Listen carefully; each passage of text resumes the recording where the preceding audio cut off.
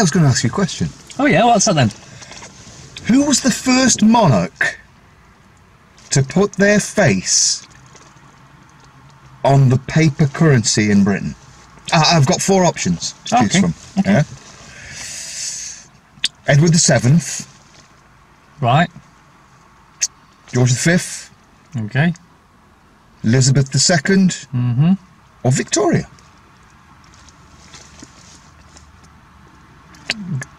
George V. What makes you think that? Have you ever seen George V on a note? I don't know. You remember the old Possibly. banknotes? Used to be big like this, remember didn't one they? with someone with a beard, and I think that was a George. Big banknotes like this. They were just scrolls across, and it says the Bank of England. Yeah.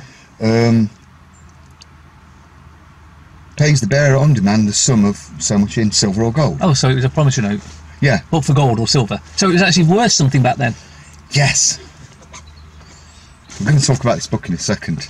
You'll be surprised, because I didn't know this. Elizabeth II was the first monarch to put her face on the banknotes. Yeah. On the coins. Ah, that's what I'm Coins thinking. go way back. Yes. But that fantastic human being. Who's a Satanist. Where'd you get Satan from? Oh, Satan comes in religions. It's that make-believe devil. Exactly. So they worship devil and heaven and hell. And so for them, they're going to hell. But all the best books I've read have been by people who are either never been human or they've survived death.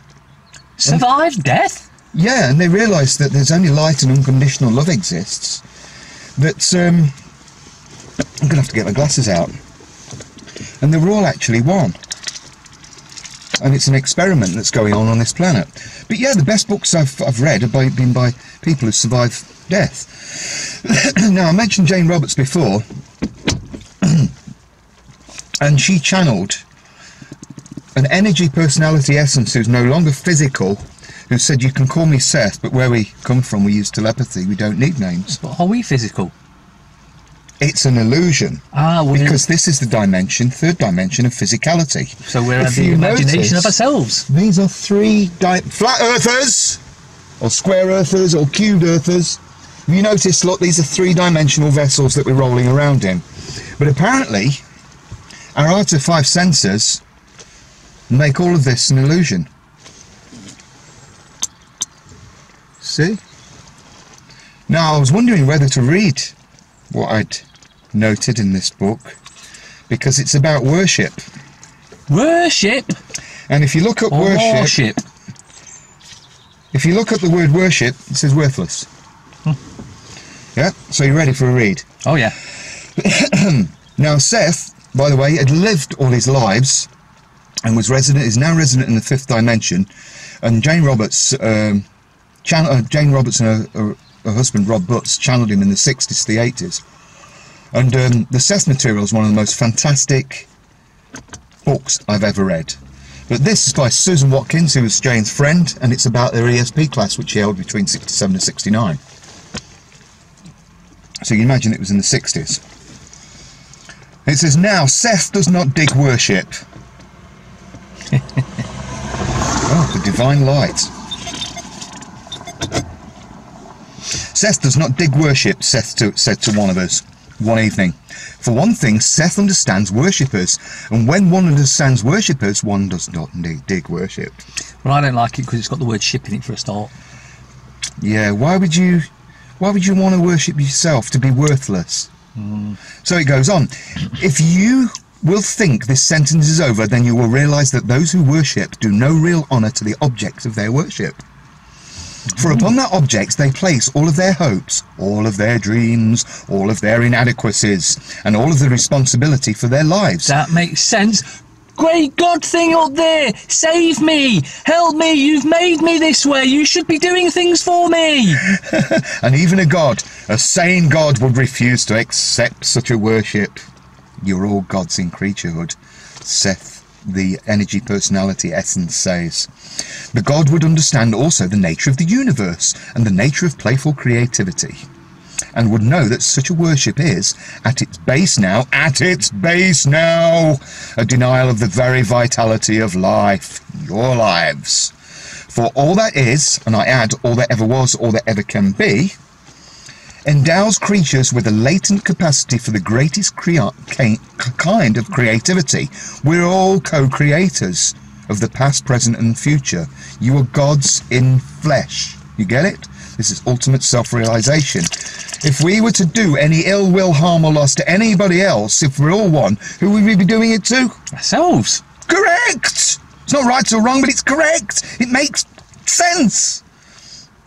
And the creature who says, "Save me, O Lord, and hear my voice. Look upon my iniquity and save me from my sin," because you're the original sin. Yeah. We're the original sin.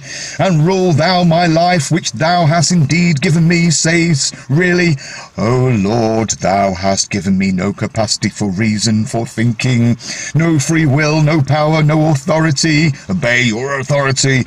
And no goodness, and since thou hast wronged me of all the holy virtue, then thou might as well protect me, for I have no abilities of my own, and thou hast made me without honour, therefore it is thy duty to preserve the poor, O Lord, world upon which indeed thy mighty foot is placed."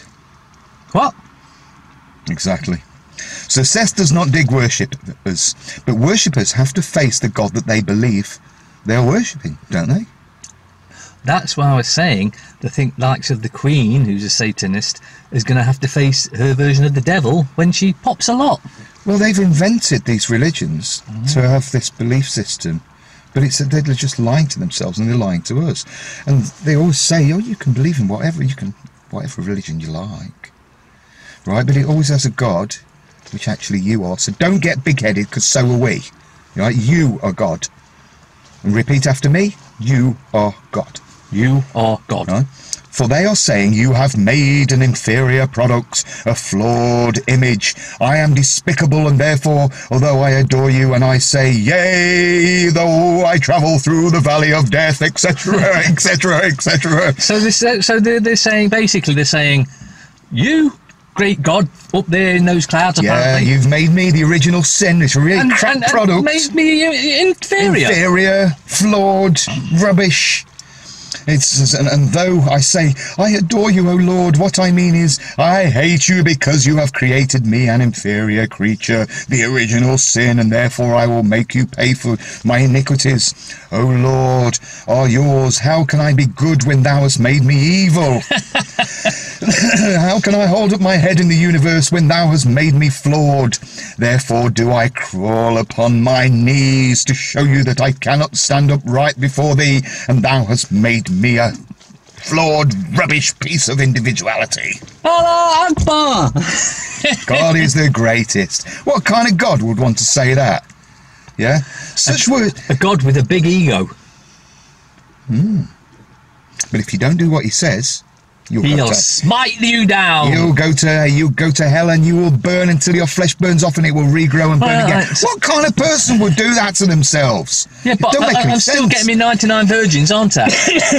Only if you convert to Islam. Okay. Only if you convert to Islam. There's got to be a lot of virgins up there, down there, in there. Yeah, because the women get nothing except some of this. Oh, pure. You know what I mean. Anyway, such worshippers take it for granted that the products of Almighty God is poor. From an inadequate factory, a poor cosmetic assembly line. Hey, Ford calls back its cars back when they're flawed if there's faults with them, doesn't it? Yeah. And so do... Where is it? Yeah, Ford calls back its products if they're flawed, and so such worshippers say, "O Lord, call back all of humanity, for we are all flawed," and no one answers, so it seems.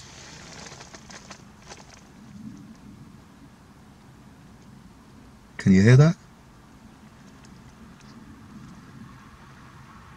The silence is deafening. O Lord, thank you for making me and us such inferior products. Maybe we should join the Ford assembly line. Yeah. If we get sent back, at least they can fix us.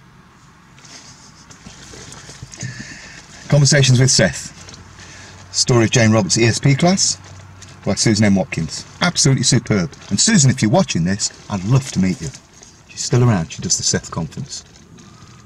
Most interesting. Well, you could have go to the Seth conference. Or you could go to the Seth conference. They do it online as well. It's about 170 quid. It's a lot of money. Or next week. As long as we're not too flawed. Oh Lord, help me! I will get down on my knees and become worthless. Or as the Queen would do it, oh Satan, help me! I will get up off my knees and become worthless. Do you know, hell and Satan sounds a little bit more interesting than God. Well, yeah, I think, of the two, being in mind that I do actually like it warm, I probably would pick that one out of the two if that was the only two choices. It's going to be an ongoing party, isn't it? Yes. No. Demons don't exist. If you make demons only exist if you really want to believe in them. Well, they're extra dimensional beings. Do you know what I believe in? Because there's a lie in belief. Do you know what I believe in? What? Good, love, and happiness.